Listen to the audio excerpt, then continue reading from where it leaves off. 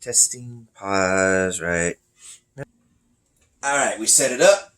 Hey everybody, it's your boy Surge Dragon. Welcome back to another edition of the Heavens Monsters podcast. With me today is Mike Henry, Pharaoh, Chris Petrie, and Andre Mitchell. And this is the TLC 2019 Aftermath on December 15th. December 15th? Yeah, thank you. I was thinking it was 14th for a second. Like, no, that was yesterday. Yeah. So let's go ahead and cover the fact that while we were doing our podcast, the early podcast, we missed out on seeing Humberto beat Andrea. And Andrea had a bloody face. I gotta look that up and see how he did that. It was what match was that? It was a kickoff show. It was the only one. No, it was a normal match or was it a chairs match? It was a normal match. What the? Then why the hell was his face so damn bloody? He probably took on this left side of his face. He probably took a shot to the face. What kind of shot? And then it ended with a poison rada. That's basically a hurricane rada from the back end instead of this way. That's crazy. So after that would be the main show, because I guess it was all talk. And the show starts with, correct me if I'm wrong, bro. The ladder match with the WWE SmackDown Tag Team titles. There you go. The SmackDown titles on the line. They kicked it off. And you'll notice that throughout the night, it was mostly something that hasn't been done in a while, which I was kind of questioning. Why hasn't the tag team titles been getting any love? Well, this night it was all about the tag team. So here we go with the SmackDown tag team titles, from Big E being thrown into the ladder to the Revival being thrown in again. I was like, damn, it was how many times are we going to see people go through ladders? Literally. Kofi Kingston was trapped in between the bars of the ladder, the steps, and got out and was able to win for both him and Big E, beating the Revival once again and retaining their titles. There's too much to cover. But otherwise, how did you guys like it? I'm just glad the New Day retained. And now the question is, who is next in line? Now the Revival had to get the back of the line. Heavy Machinery. Maybe, could be. Could be. That'd be great. Yeah. What would you thought of the match? The whole match was awesome. Well, what was your biggest surprise to see in that match? What's that? Like, what made you go cringe? Like, oh, that hurt. That part they put Big E to the letter. Yeah, what's first is they had to do it twice. Yeah. One time they actually he landed on. He's like, oh, they didn't break. It bent but didn't break, and then they suplexed him. Then they broke. It freaking went like this, like that. Tell me that's fake. You've seen, even if a ladder is made out of aluminum, I'll say this again, I have aluminum ladder, that hurts like a motherfucker. If you were to be just dropped on it. Ow. It just hurts having your foot stubbed by that sucker. You're like, ow. So, Chris, what did you think about that match? That match was cool. The part where the Kofi Kingston springboard to the ladder and trying to get the titles. And trying to get the titles, that's it? No, I mean, the Bible was trying to grab his feet and trap him, and Big E trying to stop one of the Bible Dash Wider or other guy's name. And, I don't know either of their names either. I just call them the Revival. I call the one with the hair and the one with Dash the and ball. Dawson. Yeah, Thank you. Yeah, Dash and Dawson. Which one's Dash and which one's Dawson? Don't matter. Okay, Andre, what did you think of that match? I'm glad you know they won. Alright, Mikey, what was the next match? Aleister Black versus Buddy Murphy. After the draft of both Monday Night Raw superstars, Aleister Black and Buddy Murphy were undefeated up to this point. So now that they fought each other, one of them would continue to be undefeated while the other did not. And he didn't time it. Our timekeeper, Mikey, was off today. And that match was like one of the longest matches. Almost 14 minutes. Oh, you have it right there. Wikipedia. Thank you. 13:45 be exact. Yeah, man, that was long. It was a normal match, no chairs, no nothing, just fists and kicks. And boy, were they flipping and tricking it all over the place. They were evenly matched. Until finally, out of nowhere, while they were doing their flips and tricks, the freaking roundhouse kick known as Fade to Black from Aleister Black put out Buddy Murphy and finally put an end to his winning streak.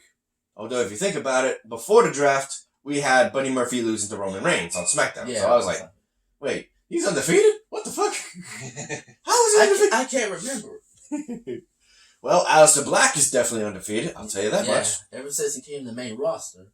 Yeah. So with that said, what do you guys think? It was a huge win for Aleister Black because he knows that Buddy Murphy picked the wrong guy. Yes, he did. He picked the wrong guy. That match is more awesome. We saw blood in the jaw and the nose. Oh yeah, that's right. Because at one point, Aleister Black's face hit the freaking stairs, and something busted. His upper lip and nose were all bloody. Andre? It's alright, I guess. Yeah. What was your favorite moment of that match? That part they did all different treatment from the kick and the fish. Wait. They did all different flips on each other. That was great like that. Knocked out. About to fall off. It was over after that. Yeah, that match was good. I was falling asleep halfway through. I'm not gonna lie. He was. I would look at you. What? That's the thing. Like he's sleeping over there. Oh. Yeah, because I woke up earlier today to deal with some chores, so I was like catching my Z's. Oh, but later on, did I get hype? You heard me. Next up, the Raw Tag Team Championship between the Viking Raiders, who are about to issue an open challenge to anybody in the Raw locker room. I had two picks. The OCs or the AOP. Unfortunately for AOP, they did not show up, so it was the best tag team in the world, Anderson and Gallows. My first pick. In which case, that match was just a standard match, no hardcore rules. And it ended in the favor, since it was the city of the football team with the Vikings. I was figured, damn, that would be ominous if the Vikings lost in the city. In front of their home fans. Yeah. What was the city's name? Viking Raiders? No, the city. Minneapolis. They're home of the Viking Raiders. The Fighting Vikings, right? Minnesota Vikings. Minnesota's Vikings, there you go.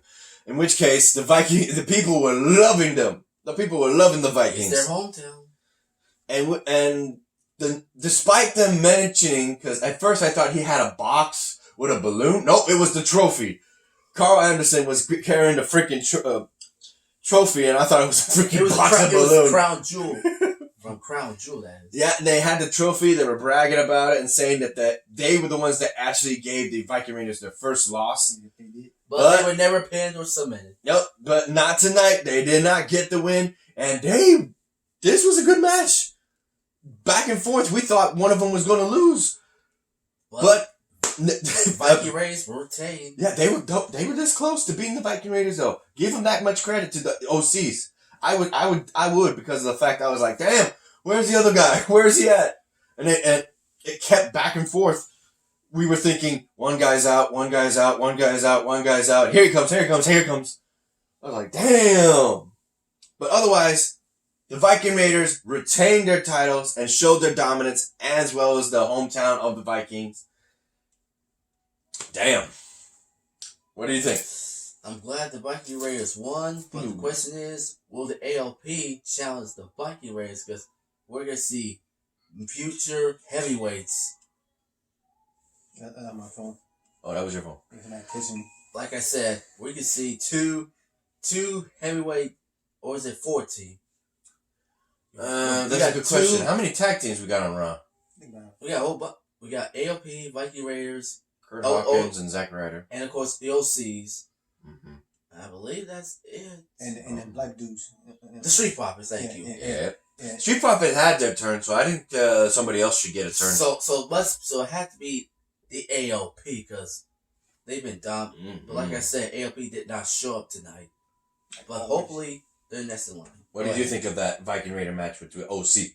I mean, it was great that they got counted out. We got that. They got counted out. That was a week right there. It was a great match. You, Chris? It was great, but after the match, after the double count out, Corey Anderson. Oh, that's right. That's how they retained that title. Thank you.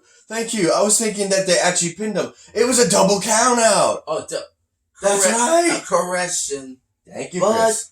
but, like I said, the streak. Multiple heads are better than one. Yeah, we thought the Viking Raiders won, but remember, neither team didn't win, so that means it does not count as a loss. Yeah, continue, Chris. Go ahead, Chris. Well, after the double count out, Corey Anderson was trying to get the table with the KLC food on the table. Oh yeah, there was like a $20 yeah, they were upgrade your seating with the KFC whatever deal, and they literally were not in the audience. They were over the barricade with a table set up with all of the fixings of KFC. We had biscuits, gravy, the chickens, the freaking mashed potatoes, and all that. They had all that spread. It would look like Thanksgiving meal all over again, but with KFC themed. And then freaking Carl Anderson jacks the table like, oh, the food wasted. You see the one guy he's backing up, but he's still chewing on a chicken like, don't touch me. And then, Go ahead. Looked like it was some good chicken though. I know. And they ruined it. I'm not the drumstick guy, but I like the chicken strips and stuff. Come on. And the fish platter. Not the fish platter. We should do that one day. Well, Yeah, what did they do with the table? well, Corey Anderson and Luke Geller were going to do a magic killer onto the table, but The bearded one saved his ass. yeah, The big hairy one. yeah, The bald one was about to go through. yeah. And then Carl Anderson goes in instead. Yeah! That's great. It was like, justice! What did you think, Andre? The only part I like about that match is Carl Anderson going through the table. And but I wanted to get some of that good chicken though. Well, Yeah, my mom's been wanting to have some KFC night. sure. Yeah, I let her know that you want some chicken from KFC. Why not? Get that big ass buckets. I got The it. size and everything. I want the breast. I'll get the fish powder. Fuck it. You might And as the well biscuits. Biscuits. Hey, we might as well get together and do that one day. One Saturday or Sunday, whichever one, and just get it over with. Yeah. Be like Otis Dozovich. You'd be like, oh yeah, Kentucky Fried Chicken. Oh yeah. I wish Heavy Machinery was competing tonight. That would have been awesome. Yeah, they're lovable. They really are. Next match, Mikey. next up, the men's ladders, tables, and chairs. Tables, ladders, and chairs match between the Big Dog and the King himself, King Corbin. Oh, they laid it all over the place. But what pisses me off is what happened at the end. It looked like Baron Corbin was about to get run through the barricade with a running spear. Instead, Dolph Ziggler interferes, and we know for a fact it was TLC, no disqualification, so I would wait for him to show up. But then we see the Revival after their match, losing to the New Day, and nobody helped out Roman Reigns. It was 4-on-1 in which Baron Corbin got the win, and that's all I gotta say, because you guys can cover the rest, because that's pissing me off. Mikey?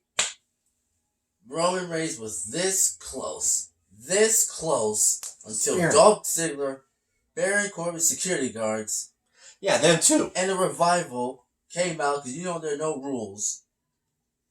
And then most importantly, there was no titles because neither one of them did not bring the titles.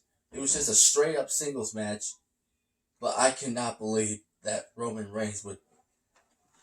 I can't believe this. 12-on-1? What the hell is this? That was 12? Yeah, but sure, yeah. What the hell? I'm sorry. I'm at a loss of words. Go ahead. Like I said, it was a great match. Like you said, that they all interfere in the match. I think, why anybody come and help him out? Anybody help my boy Roman Reigns out? Yeah, nobody. I was thinking New Day was about to come out with a revival did. Somebody. Go ahead, Chris. That match sucked. Sure. Anything else? Yeah, Roman just got robbed. Yeah, that's for sure. You, Andre? Suck match. Although, there's something else we gotta mention, but we'll mention that after, I think, yeah, that one match. So go ahead, Mikey. What would be the next match? Next match, we will have Bray Wyatt versus The Miz for the Universal title.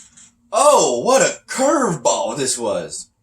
So, the way it was set up, we were supposed to have The Miz versus The Fiend, Bray Wyatt. But instead, it was Bray Wyatt's version of Mr. Rogers. Mr. Rogers. Neighborhood music.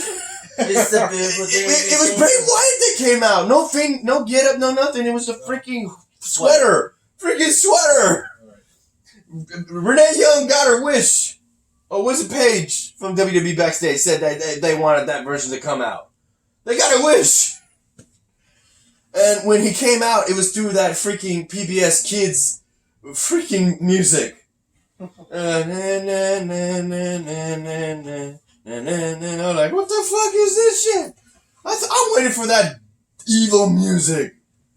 I'm like, let me in. Like, no, we got that.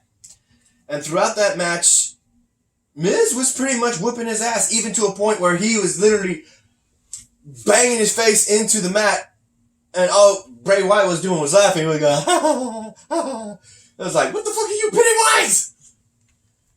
And then he goes and tries to do a Pentagon Junior style and breaks his arm. He says, do it! He with a smile. He breaks it, and then he goes, starts having a conundrum fit, busting his freaking arm into the freaking barricade. People are like, oh shit. And he's actually putting it back, the arm back in the socket to his shoulder.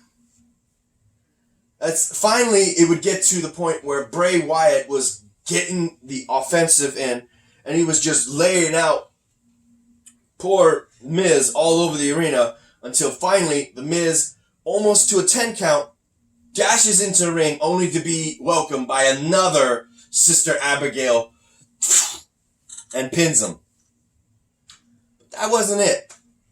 We would see an image. I thought it was a footage, but it was an image of the Fiend, and where he started hearing voices in his head saying, I will do it. We didn't see the mallet. We haven't seen the mallet in a while. The big wannabe square Harley Quinn looking mallet with the Fiend. Where it was. And then out of nowhere, who did figure knee shots him? It's Daniel Bryan, clean cut like he did when he first came to WWE. Yep. His first days from the NXT. And the Ring of Honor. Yeah. Oh, yeah. People were happy to see him. And right when he was, and he pretty much just knee shot, drop kick, knee shot, drop kick. Kept dodging Bray Wyatt's hits and keep landing his own. But then when he goes for the mallet, lights go out and both The Miz and Bray Wyatt disappear. But not the title. So now, does Daniel Bryan with the clean cut have another shot at the WWE Universal Championship? We'll have to wait and see. I said, hell yes. I said, you better. So, what did you think, Mikey? Oh my god. Miz had this match in his head, but unfortunately Bray Wyatt had other plans. And then after that, you got the Fiend showing an image, but then Daniel Bryan popped out of nowhere, shocked the world with a clean-shaven haircut from his old days. But now the question is, will it be Daniel Bryan versus Bray Wyatt at the Royal Rumble? We'll have to wait and see. I wonder if the baby of Brie and Bryan actually recognizes him. Birdie. Birdie, yeah. Birdie. I wonder if she's like, Where's the caveman daddy? Oh my god. Or it could turn to Bray Wyatt versus Daniel Bryan versus The Miz in a triple threat, so we'll have to wait and see. Yeah. Also, fun fact, we were noticing, and I'm telling them, there's a tattoo on the back of freaking Bray Wyatt's head. What the hell? It looks like Samoan tattoos. He ain't Samoan. What the heck? I always got tattooed, but he ain't no Samoan. He's got that freaking bamboo, freaking, like, disc design. Hold up, I got a basket that my mom has. Yeah, because Samoan, they have this kind of design etched in their tattoos. So I was like, what the fuck? That looks like Samoan. Like the Usos and the Rocks. What the fuck? Oh my god. What did you think? Go on, Barry. That match was kind of crazy to me. He was all after the whole man, like he was whacked out, and then he tried even when and then part the end. And then part the end when they brought him out there, he whooped his head. That was a great part right there. That's the best part made right there at the end. What was your favorite part, Chris? My favorite part was my favorite part was the Miz try everything to win a match to revenge his family. And being stalked. Yeah, but it didn't work. No. Andre? I wish Miz would have won. Man, it was a good match to see. I hope they beat each other up for the belt again. What's next after that, Mike? The tables match between Bobby Lashley versus Rusev. Oh, we were loving this match all over the place. Rusev was owning it until finally, because this is the thing about tables matches. You don't know how it's going to end except one way, and that's through a table, and it can happen at any time, at any place. Unfairly or fairly. And this was unfairly because of Lana. Yeah, Lana jumped him and gave the opportunity. He goes and spears him into a table, but it didn't break, so he goes and flips him into the other one behind him, and it broke. And thus, Rusev lost the match. And I guess, in a way, Lana and Bobby Lashley get the happy ending. And they just gonna cut ties with Rusev. Now that Rusev signed the divorce paper. Yeah, what did you think of that? Like I said, the match was great till she interfered in the match. Oh, hell yeah, that was fun. Yeah, that was a great match until she interfered. That match was the suck match. The suck match of the night. Yeah, I wanted to. Oh, no, what? Which sucked more? Lana interfering or the whole damn Corbin Court interfering? Lana interfering. I thought Corbin sucked more because it was 4-on-1. It It was one woman on Rusev. That was it. Yep. And you, Andre? That match sucked. The hussy Lana came in. True. I wish she would have stayed out and so Rusev can beat up Bobby Lashley, but oh well.